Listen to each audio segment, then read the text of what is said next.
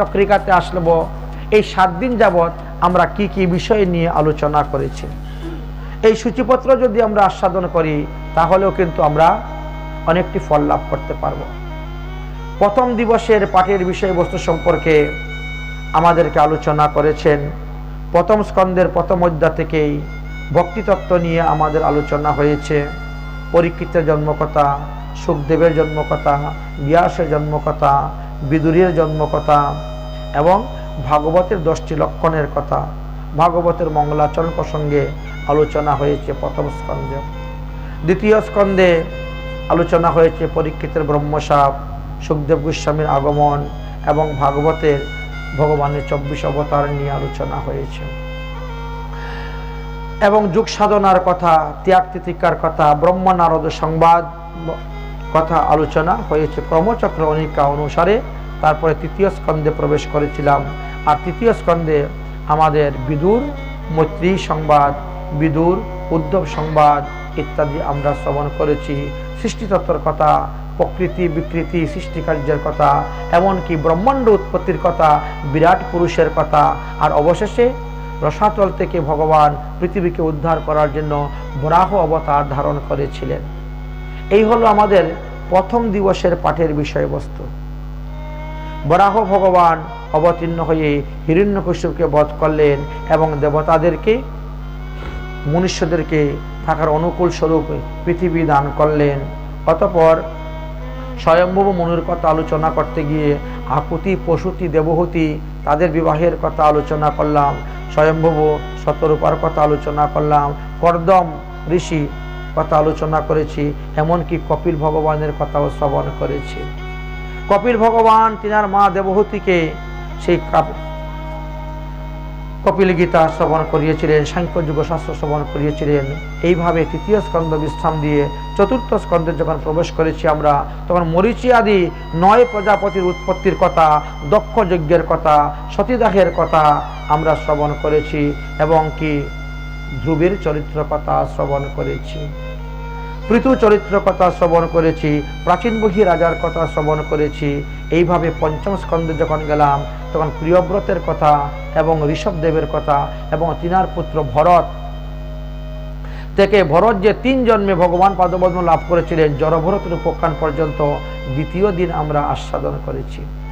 তৃতীয় দিবসে সপ্ত স্বর্গ, সপ্ত পাতালের বর্ণন হয়েছিল এবং তৎসঙ্গে এই নবগ্রহের বর্ণন, স্থিতিকাল এবং তৎসঙ্গে নরক বর্ণন হয়েছিল। নরক বর্ণন সম্পর্কে 28টি শ্লোকের কথা, 28টি নরকের কথা বিস্তারিতভাবে বর্ণন করেছি। সেইখানে পঞ্চম অধ্যায় বিশ্রাম দিয়ে ষষ্ঠ অধ্যায়তে যখন আমরা প্রবেশ করেছি তখন প্রাচীন বহি রাজার কথা আলোচনা হয়েছে, পুরঞ্জনের ইতিহাসের কথা বলা হয়েছে, প্রচেতা থেকে দক্ষের উৎপত্তি কথা বলা হয়েছে, দক্ষের 11,000 পুত্র সাধু হয়ে গিয়ে বাবাজি হয়ে সে কথা বলা হয়েছে এবং দক্ষের 60টি কন্যাকে কোথায় কোথায় কার কাছে বিবাহ দিয়েছে তৎ বিষয়ে আলোচনা হয়েছে। দেবরাজ ইন্দ্র দেবগুরু বৃহস্পতিকে অপমান করার কারণে দেবগুরু বৃহস্পতি অদর্শন হয়েছিলেন এবং তারা তত্ত্বষ্টার পুত্র বিশ্বরূপকে গুরুরূপে বরণ করেছিলেন এবং বৃত্তাসুরের জন্মকথা শ্রবণ করেছিলাম, বৃত্তাসুরের পূর্বজন্মের কাহিনীর কথা শ্রবণ করেছিলাম। এইভাবে ষষ্ঠ স্কন্ধ বিশ্রাম দিয়ে সপ্তম স্কন্ধতে যখন আমরা প্রবেশ করেছি তখন দৈত্যরাজ, হিরণ্যকশিপু এবং প্রহ্লাদ চরিত্রের কথা আমরা বিস্তারিত শ্রবণ করেছি। হিরণ্যকশিপু প্রহ্লাদ চরিত্রের কথা বিস্তারিত শ্রবণ করে চতুর্থ দিবসের পাঠ আমরা বিশ্রাম দিয়েছিলাম। পঞ্চম দিবসে আমরা যখন পাঠ শ্রবণ করতে বসলাম তখন অষ্টম স্কন্ধ থেকে আরম্ভ করেছিলাম পাঠ, মানে মন্বন্তর অবতার সম্পর্কে। কোন কোন মন্বন্তরে ভগবান কি কি রূপে অবতীর্ণ হয়েছিলেন আর মন্বন্তর অবতারের কথা বর্ণন করতে গিয়ে বিশেষভাবে চতুর্থ মন্বন্তরের কথা আমরা বর্ণন করেছিলাম যে ভগবান হরিরূপ ধারণ করে এসে কুমিরের মুখ থেকে গজকে রক্ষা করেছিলেন। তারপরে ষষ্ঠ মন্বন্তরের কথা আলোচনা করতে গিয়ে আমরা সমুদ্র মন্থনের কথা বিস্তারিত আলোচনা করেছি। ভগবানের কুর্ম অবতার, মৎস্য অবতার, বামন অবতার, ধন্বন্তরী অবতার, হয়গ্রীব অবতার, অমৃত প্রাপ্তির হেতু সমুদ্র মন্থনের কথা, দেবাসুর সংগ্রাম। এইভাবে অষ্টম স্কন্ধ বিশ্রাম দিয়ে নবম স্কন্ধে যখন আমরা প্রবেশ করলাম তখন ইক্ষ্বাকু বংশের কথা আলোচনা করতে গিয়ে আমরা সূর্যবংশের কথা বর্ণন করেছি। ইক্ষ্বাকুর জন্ম, কর্ম, বংশবিস্তার, মহাত্মা সুধম্নের কথা, ইলার কথা, তাদের উপখ্যান শ্রবণ করেছি এবং শেষে সর্বপাপনাশকারী সূর্যবংশের কথা শ্রবণ করেছি। শশধ রাজা, নিগ রাজার কথা বর্ণন হয়েছে, সুকন্যার চরিত্র, স্বরজাতি, খট্টাঙ্গ রাজা, মানদাতা, সৌভর ঋষি, সগর রাজা, বুদ্ধিমান, কুকুদ্ব, কৌশল্য এবং শেষে দশরথ ভগবান রামচন্দ্রের সমস্ত জীবনী কথা আমরা শ্রবণ করেছি। তারপরেই আমরা চন্দ্রবংশে প্রবেশ করেছি। ভৃগুবংশ শিরোমণি পরশুরামের কথা আমরা শ্রবণ করেছি। ক্ষত্রিয় কুল তিনি 21 বার বিনাশ করেছিলেন।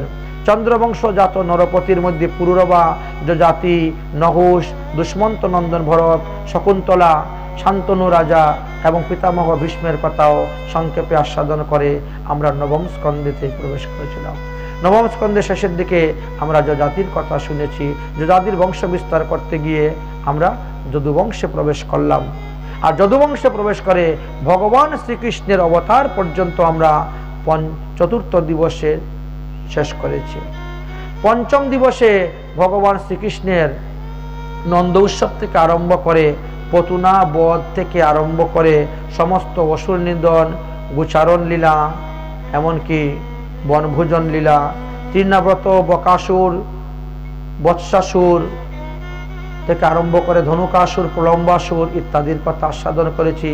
ভগবান দাবানল পান করেছেন সেটাও শুনলাম এবং কালিয়নাগ দমন করেছিলেন। অজগরে গ্রাস করেছিল নন্দবাবাকে, তার থেকে উদ্ধার করলেন। গোপীদের মনোবাসনা পূর্ণ করার জন্য তিনি রাস এবং মহারাস করলেন।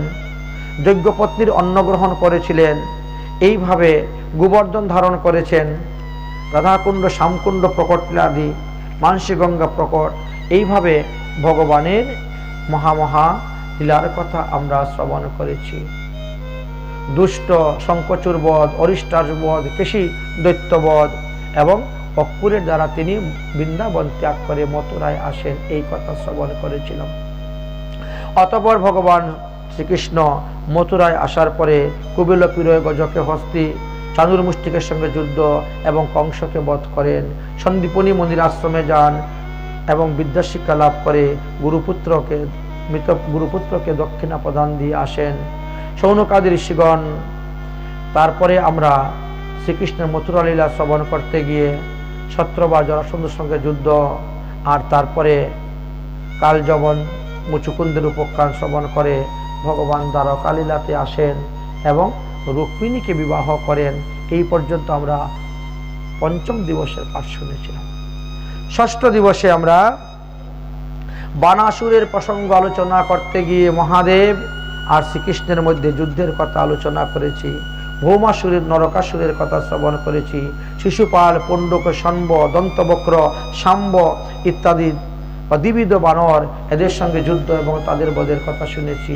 কাশীরাজের কথা আস্বাদন করেছি এবং শেষে ভগবান শ্রীকৃষ্ণ ব্রাহ্মণের দ্বারা নিজের কুল ধ্বংস করার জন্য অভিশপ্ত করলেন। এই হলো আমাদের ষষ্ঠ দিবসের পাঠ। আজকে সপ্তম দিবসেতে আমরা ভগবানের যে সমস্ত লীলা কথা শ্রবণ করেছি সেইগুলা তো আপনারা শুনিয়েছেন। এইভাবে ভগবান শ্রীকৃষ্ণ মর্ত্যধাম ত্যাগ করে নিত্যধামে চলে গেলেন। এই যে দ্বাদশ স্কন্ধ সমন্বিত শ্রীমদ্ ভাগবত মহাপুরাণ, এর মধ্যে 5,75,000টি অক্ষর আছে, 18,000 শ্লোক আছে, 335টি অধ্যায় আছে আর 12টি স্কন্ধ আছে। এই শ্রীমদ্ ভাগবত মহাপুরাণ পঠন পাঠন শ্রবণের মহিমার কথা আলোচনা করতে গিয়ে বললেন, সর্ববেদান্ত সার হি শ্রীমদ্ ভাগবত মৃষ্যতে তদ রসামৃতম তৃপ্তস্য ন অন্যত সাতরতি কশ্চিৎ। এই শ্রীমদ্ ভাগবত মহাপুরাণে একবার যদি এই রসসিন্ধুতে মন ডুবে যায় তাহলে তার আর অন্য কোনো পুরাণ, অন্য কোনো শাস্ত্র ভালো লাগবে না। নিম্নগামী যথা গঙ্গা দেবানাম উচ্চতম যথা বৈষ্ণবানাম যথা শম্ভু পুরাণম ইদনম তথা। এই ভারতবর্ষের মধ্যে সমস্ত তীর্থের মধ্যে শ্রেষ্ঠ হলো গঙ্গা। সমস্ত নদীর মধ্যে যেমন গঙ্গা শ্রেষ্ঠ, সমস্ত ভগবানের মধ্যে দেবতাদের মধ্যে যেমন শ্রীকৃষ্ণ শ্রেষ্ঠ, সমস্ত বৈষ্ণবগণের মধ্যে যেমন মহাদেব শ্রেষ্ঠ, ঠিক তেমনিভাবে সমস্ত পুরাণের মধ্যে শ্রীমদ্ ভাগবত মহাপুরাণ শ্রেষ্ঠ। এই ভাগবত মহাপুরাণের এক শ্লোক অর্ধ শ্লোক যে যতটুকু পাঠ করতে পারবেন, শ্রবণ করতে পারবেন, তিনার ততটাই লাভ হবে। আর এইভাবে বর্ণন করতে করতে সুখদেব গোস্বামী পাদ বললেন, এবার আমি শ্রীমদ্ ভাগবত বিশ্রাম দিব, কিন্তু আপনারা সবাই আমার সঙ্গে একটা শ্লোক 3 বার উচ্চারণ করবেন, তারপরে আমরা ভাগবতে পুষ্পাঞ্জলি দিব, আর তারপরে আরতি হবে। আজকে ফুল তুলসী যা আছে সবাই নিয়ে আসুন, সবার হাতে হাতে দিয়ে দেন।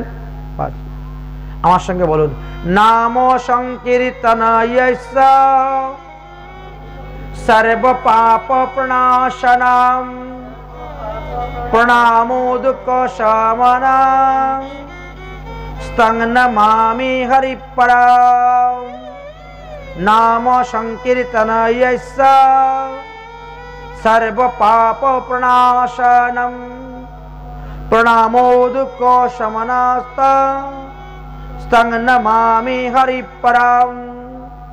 নাম সংকীর্তনায়স্য সর্ব পাপ প্রণাশনাম প্রণামো দুঃখ শমনাং স্তং নমামি হরিপরাম।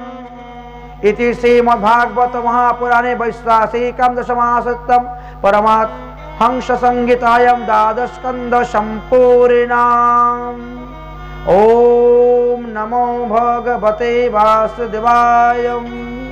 तदीयं वस्तु गोविन्दं तिव्यम् एवं समर्पयेत्, तेन तं वङ्मये कल्मषे रतिशो जायते शिगिरिः।